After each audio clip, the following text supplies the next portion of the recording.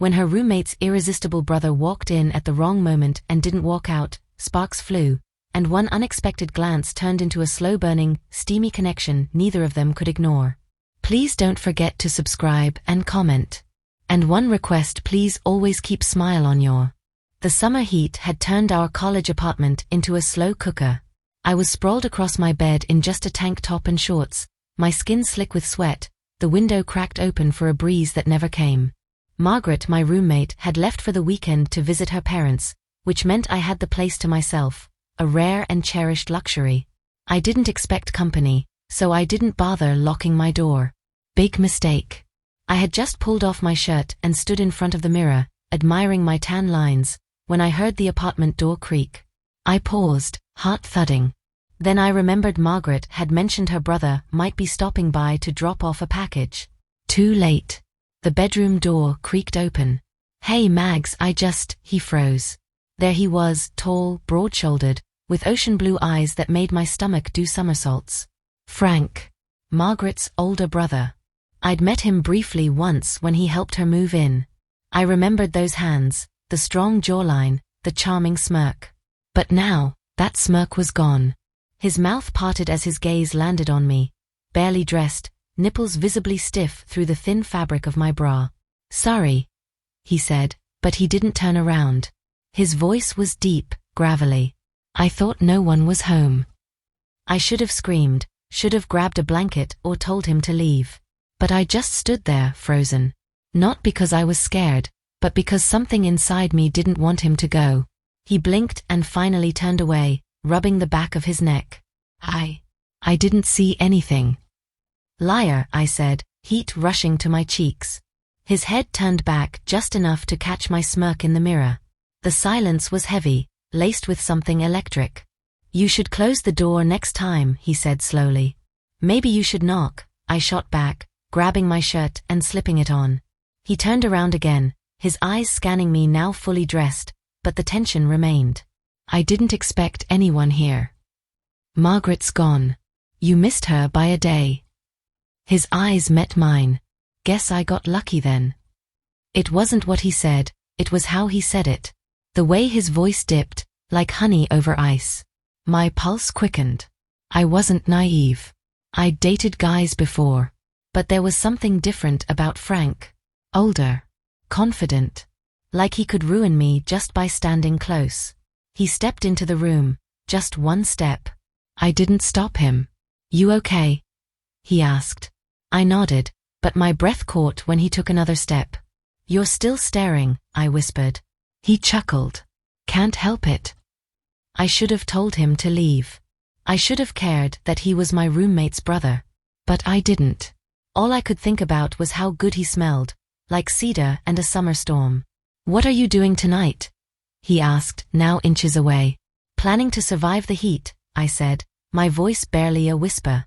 He reached out and tucked a loose strand of hair behind my ear. Mind some company? I should have said no.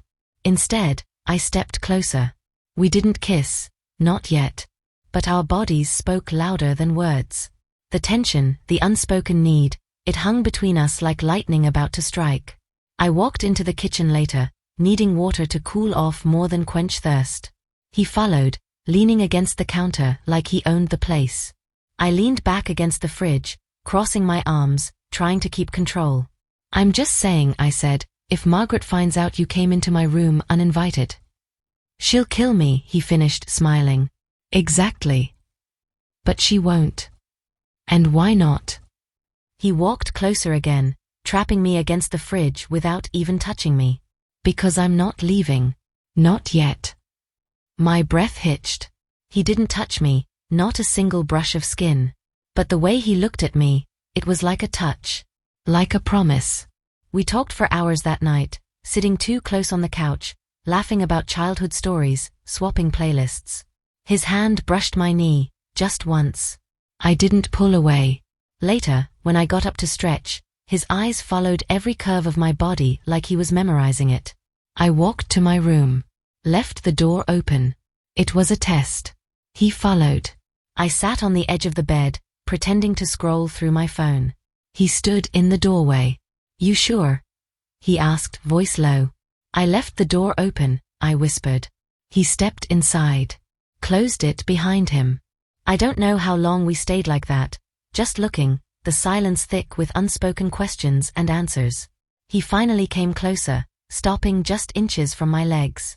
I've never done anything like this, I said. Neither have I, he said, which I doubted, but appreciated. When his fingers brushed mine, it felt like a slow burn. When he leaned in, I didn't move. His lips hovered near mine, waiting. I kissed him first. His hands slid up my arms, not rushing, not forcing, just feeling.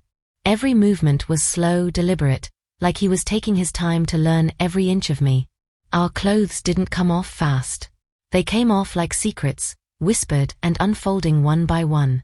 When his lips finally found my neck, I gasped. It was like he knew every spot that made me melt. We didn't go all the way, not that night. But the intimacy, the way he held me afterward, bare skin against bare skin, hearts beating in rhythm, it was more intense than any romance novel I'd ever read. He stayed the night. And the next.